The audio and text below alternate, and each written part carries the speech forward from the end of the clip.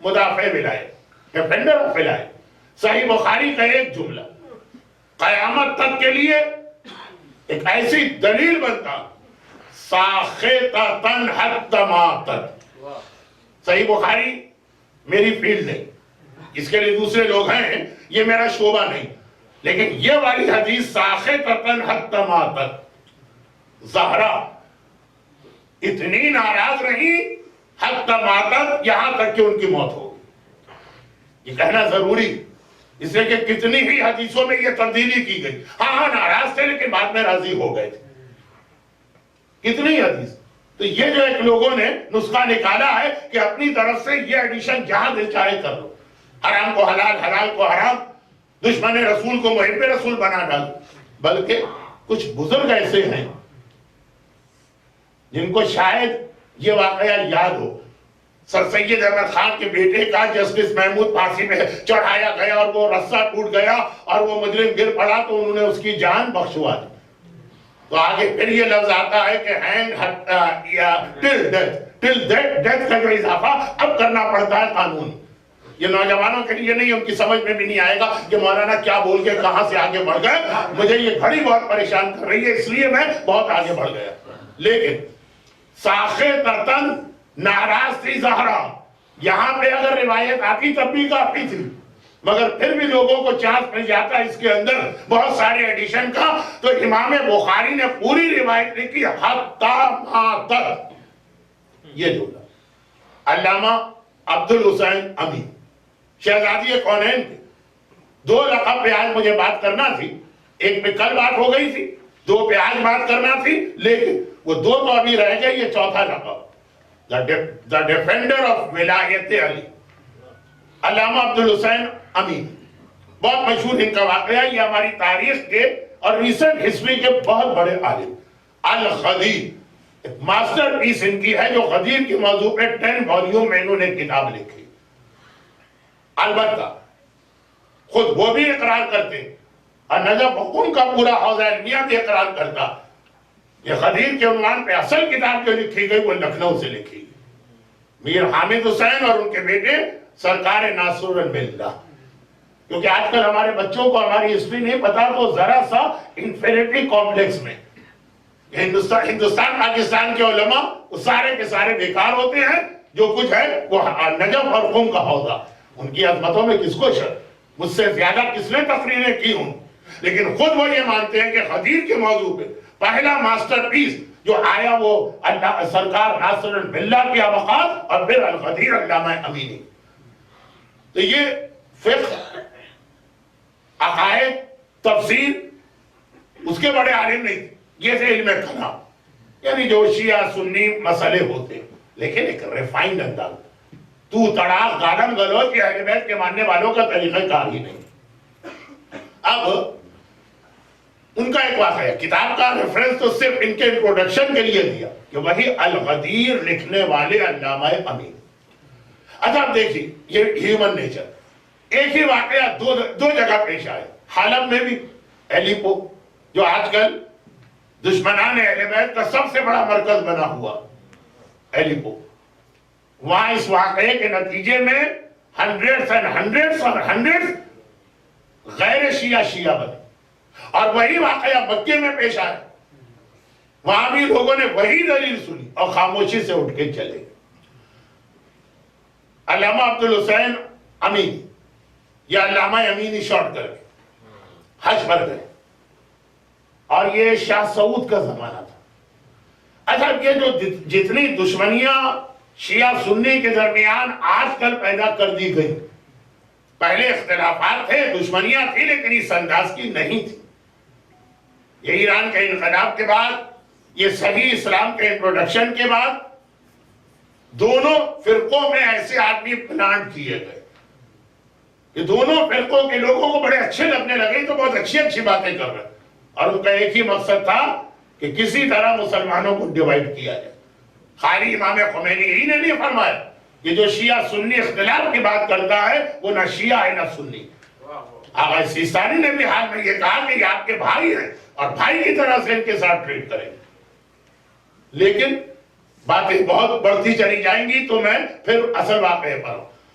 جب وہ مکہ مکرمہ حج پر گئے، ایک پرسنالٹی تھی، اور لبنان کے سارے شیعہ سنی کرسچن سب جانتے کہ کتنی پاورفل پرسنالٹی ہے.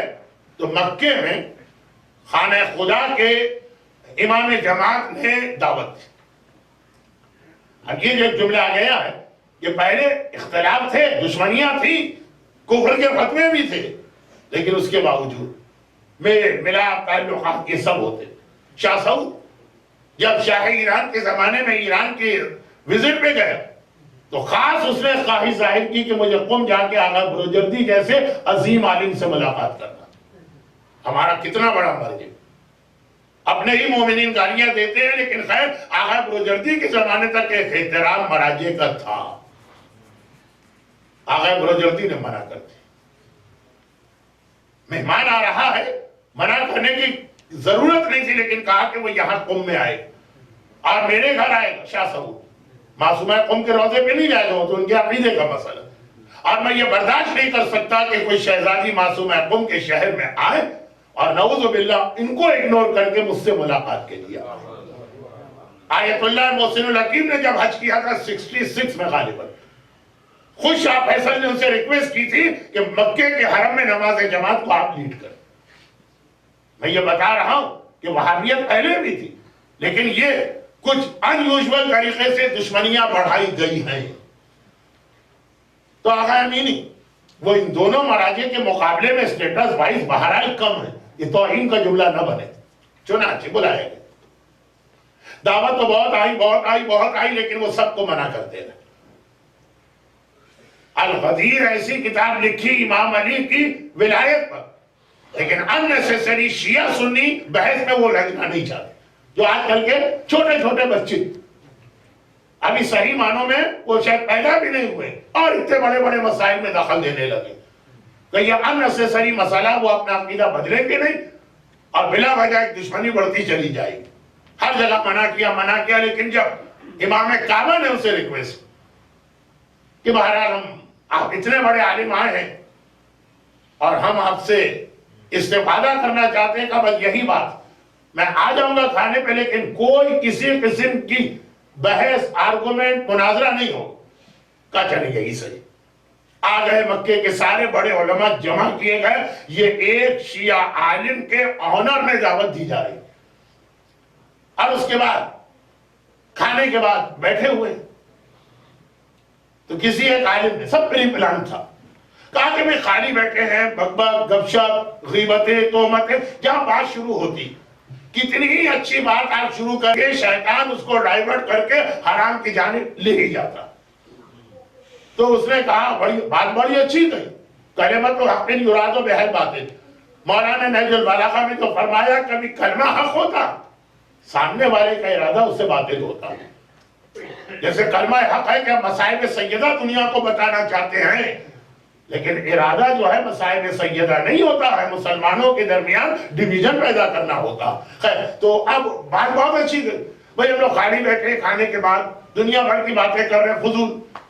ایسا کیوں نہ کریں، کلام رسول. ہر عالم ایک ایک حدیث سنائے جو اس کو بہت پسند، صرف حدیث، کوئی آرگومنٹ نہیں، کوئی ڈیبیٹ نہیں، کوئی مناظرہ. بات یہ بھی اچھی بات. اب شروع ہوئی حدیث، اور ساری حدیثیں ایک ہی انداز کی. بعض ایسے لوگوں کی تعریف کی جا رہی ہے جن کی کبھی پیغمبر نے تعریف کی ہی نہیں. کہا رسول نے ان کے بارے میں یہ کہا ایک حدیث، دوسرے نے دوسری حدیث سنائی، تیسرے نے تیسری حدیث سنائی. علامہ امینی سمجھ گئے کہ یہاں اس وقت یہ حدیث سنانے کا مقصد کیا کہہ کے حدیثیں سنائی جا رہی ہے کہ ہم خالی بیٹھیں گے غیبت ہو، ہم خالی بیٹھیں گے دنیاوی باتیں ہوں، کلام رسول. مگر ساری حدیثوں کا ایک ہی اسٹائل تھا. آخر میں علامہ امینی کی باری ہے. انہوں نے کہا میں بھی ایک حدیث سناتا ہوں. یہ ہے کل کے ایک جملے کی مزید وضاحت کہ سورہ قدر کے آخر جو آیت آئی ہے وہ یہی، آغاز شہزادی کونین، اختتام زمانے کا امام، حدیث سنا. اب یہ وہ حدیث ہے جسے آج متعصب دشمنان اہل بیت علماء ڈینائی بھی کرنے لگے. اس وقت پورا وہابی مجمع بیٹھا ہوا ہے، سب کو حدیث سنا کے کہا یہ حدیث صحیح ہے کہ نہیں؟ من مات ولم یعرف امام الزمانے ماتا میتۃ الجاہلی، جو مرے اور معرفت امام نہ کرے تو وہ جاہلیت کی موت مرا۔ کہا یہ حدیث صحیح ہے کہ نہیں؟ سارے علماء نے کہا بالکل صحیح، یہ تو ہمارا نظریہ ہے، یہ تو ہمارا عقیدہ۔ کہا پھر ایک بات بتا دی کہ شہزادی کون ہے؟ امام زمانہ کے، یعنی جس زمانے کی وہ تھی، امام زمانہ سے عام شیعہ کے ذہن میں تو 12ویں امام آتے، لیکن پہلے امام کے زمانے میں اپنے زمانے کے امام کی معرفت رکھتی تھی کہ نہیں رکھتی تھی؟ جس زمانے میں شہزادی تھی اس زمانے میں جو بھی امام ہوگا، رسول کی بیٹی اپنے زمانے کے امام کی معرفت رکھتی تھی کہ نہیں رکھتی؟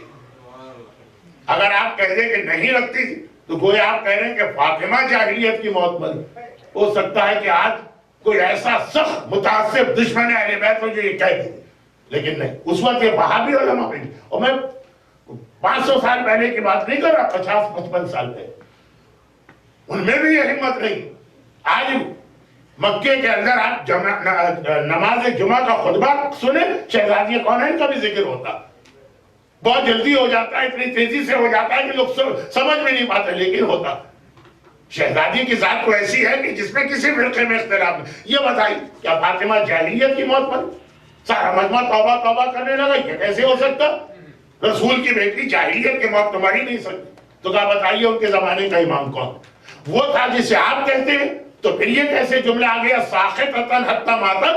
فاطمہ اس سے تو اتنا ناراض رہی کہ مرتے دم تک ناراضگی ختم نہیں۔ اگر وہ امام زمانہ فاطمہ کا تھا تو امام زمانہ سے ناراضگی خود دلیل اس بات کی ہے کہ معرفت نہیں، اور ناراضگی اس بات کی دلیل ہے کہ فاطمہ نے اس کو امام نہیں مانا۔ تو کون تھا فاطمہ کا امام؟ جو فاطمہ کا امام تھا وہی ہمارا امام۔ محمد صلوات